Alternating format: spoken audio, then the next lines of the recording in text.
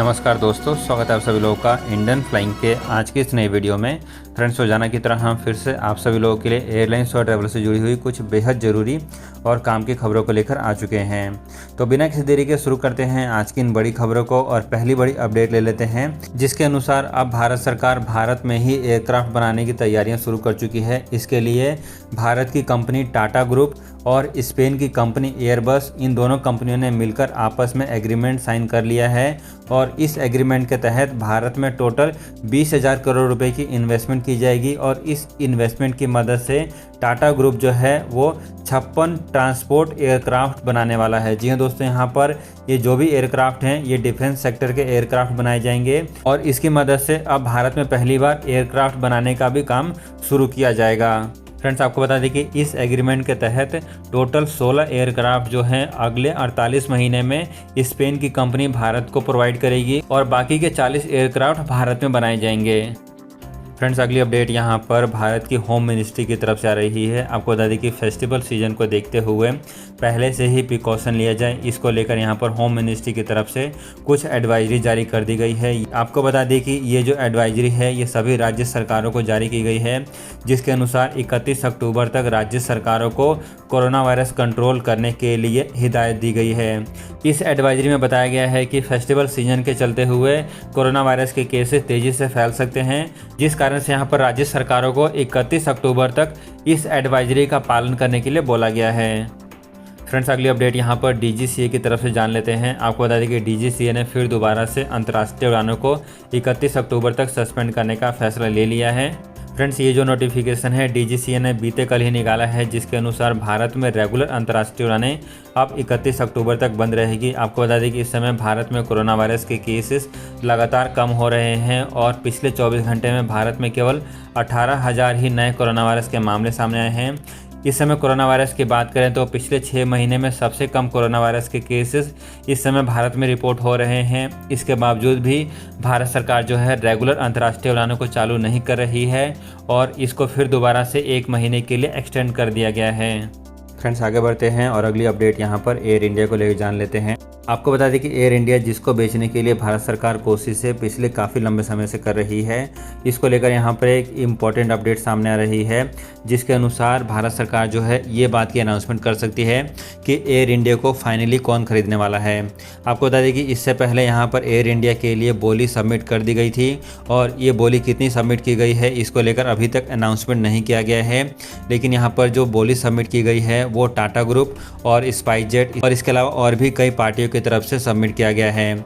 इसमें जो सबसे बड़े दावेदार हैं उसमें टाटा ग्रुप का नाम शामिल है, जिसमें बताया जा रहा है कि टाटा ग्रुप जो है वो एयर इंडिया को खरीद सकता है। आपको बता दें कि यहाँ पर भारत सरकार इसकी फाइनल अनाउंसमेंट जो है वो 15 अक्टूबर को कर सकती है। फ्रेंड्स, आगे बढ़ते हैं और अगली अपडेट उन सभी लोगों को लेकर जान लेते हैं जिन लोगों ने कोवैक्सीन लगवाया हुआ है और इंटरनेशनल फ़्लाइटों से दूसरे देशों में ट्रैवल करके जाना चाहते हैं। आपको बता दें कि ऐसे सभी लोगों के लिए यहाँ पर बुरी खबर आ गई है। यदि आपने कोवैक्सीन लगवाया हुआ है और आप यहाँ पर WHO के अप्रूवल का इंतज़ार कर रहे थे तो यहाँ पर WHO से अप्रूवल मिलने में अभी और समय लग सकता है। जी हाँ दोस्तों, यहाँ पर जो मीडिया रिपोर्ट से जानकारी सामने आ रही है उसके अनुसार WHO ने और भी एडिशनल क्वेश्चन यहाँ पर भारत बायोटेक से पूछ लिए हैं, जिसके अनुसार अब अप्रूवल मिलने में थोड़ा और समय लग सकता है।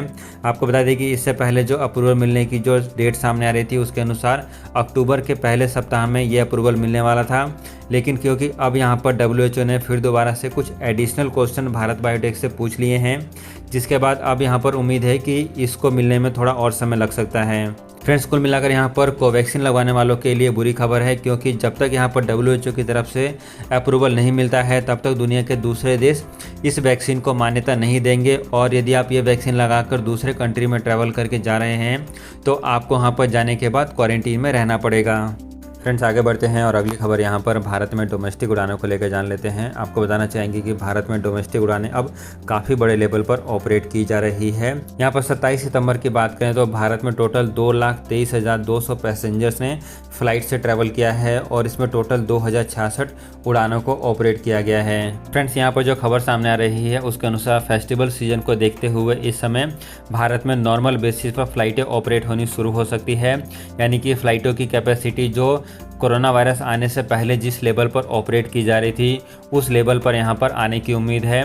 क्योंकि अब यहाँ पर भारत में लोग फ़्लाइटों से ट्रैवल करना ज़्यादा पसंद कर रहे हैं और साथ ही साथ यहाँ पर अब भारत में जो फ़्लाइटें हैं वो काफ़ी बड़े लेवल पर ऑपरेट की जा रही है, क्योंकि अब यहाँ पर भारत के कई छोटे छोटे एयरपोर्ट भी हैं जहाँ पर अब उड़ानों को ऑपरेट किया जा रहा है, जहाँ पर पहले फ़्लाइटें ऑपरेट नहीं हो रही थी। फ्रेंड्स, इसके अलावा एक और खबर यहाँ पर अमेरिकन एयरलाइंस से जान लेते हैं। आपको बता दें कि अमेरिकन एयरलाइंस जो है वो अब भारत की एयरलाइंस कंपनी इंडिगो के साथ कोड शेयर एग्रीमेंट साइन कर चुकी है। जी हाँ दोस्तों, यहाँ पर अमेरिकन एयरलाइंस ने भारत की एयरलाइंस कंपनी जो कि इंडिगो एयरलाइंस है उससे कोड शेयर एग्रीमेंट साइन कर लिया है, जिसके अनुसार यदि कोई भी पैसेंजर्स न्यूयॉर्क से ट्रैवल करके बेंगलुरु एयरपोर्ट पर आता है तो उसको कोई भी प्रॉब्लम नहीं होने वाली है। वो इंडिगो एयरलाइंस से आसानी से ट्रैवल करके भारत के किसी भी हिस्से में जा सकता है। फ्रेंड्स, आपको बताना चाहेंगे कि यहाँ पर अमेरिकन एयरलाइन जो है वो 31 अक्टूबर से दिल्ली और न्यूयॉर्क के लिए अपनी फ़्लाइटों को चालू करने वाली है। इसके साथ साथ यहाँ पर सिएटल और बेंगलुरु के बीच में भी फ़्लाइटों को 4 जनवरी 2022 से चालू किया जाएगा। यानी कि यहाँ पर अमेरिकन एयरलाइन जो है आगे आने वाले समय में जो फ़्लाइटें ऑपरेट होने वाली है उसको देखते हुए ही इंडिगो एयरलाइन से ये कोड शेयर एग्रीमेंट साइन कर लिया है। फ्रेंड्स, अगली अपडेट यहाँ पर कनाडा जाने वाले लोगों को लेकर जान लेते हैं। यदि आप कनाडा के लिए ट्रैवल करके जाना चाहते हैं तो एयर इंडिया अब कनाडा के 2 लोकेशंस के लिए अपनी फ़्लाइटों को चालू कर रही है। यहाँ पर दिल्ली से टोरंटो 30 सितंबर और दिल्ली से वैंकूवर 1 अक्टूबर को इन फ़्लाइटों को चालू कर दिया जाएगा। जी हाँ दोस्तों, यहाँ पर एयर इंडिया की तरफ से इन दोनों लोकेशंस के लिए फ़्लाइटों को चालू कर दिया गया है। यहाँ पर ये दोनों फ़्लाइटें जो हैं डायरेक्ट रहने वाली है। इससे पहले यहाँ पर कनाडा और भारत के बीच में सीधी उड़ानें बंद थी, लेकिन अब यहाँ पर एयर इंडिया जो है इन दोनों लोकेशंस के लिए अपनी सीधी उड़ानों को चालू कर चुकी है। यदि आप इस समय कनाडा के लिए ट्रैवल करके जाना चाहते हैं तो आपके लिए एयर इंडिया के साथ साथ एयर कनाडा और एमिरात एयरलाइंस के भी कई ऑप्शन हैं, जिनकी मदद से आप इस समय आसानी से कनाडा के लिए ट्रैवल कर सकते हैं। फ्रेंड्स, अगली अपडेट यहाँ पर स्पाइसजेट को लेकर जान लेते हैं। आपको बता दें कि भारत की budget career airlines company SpiceJet अब पायलट्स की सैलरी बढ़ाने की तैयारी शुरू कर चुकी है। जी हाँ दोस्तों, यहाँ पर स्पाइसजेट जिसने कि पहले पायलट की सैलरी आवरली बेसिस पर कर रखी थी, अब यहाँ पर स्पाइसजेट जो है फिक्स सैलरी का मॉड्यूल लेकर आ रही है। इसके तहत अब स्पाइसजेट के जितने भी पायलट्स हैं और फर्स्ट ऑफिसर हैं उन सभी लोगों को एक फिक्स सैलरी दी जाएगी। इसके अलावा यदि कोई पायलट ज़्यादा देर तक काम करता है, ज़्यादा देर तक फ़्लाइट को ऑपरेट करता है तो उसको और भी अधिक सैलरी देने की बात कही है। तो फ्रेंड्स, ये थी आज की एयरलाइंस और ट्रैवल से जुड़ी हुई कुछ बेहद ज़रूरी और काम की अपडेट। यदि आपको वीडियो अच्छी लगी तो इसको लाइक कर सकते हैं। चैनल को जरूर सब्सक्राइब कर लें ताकि आपको ऐसी लेटेस्ट अपडेट समय पर मिलती रहे।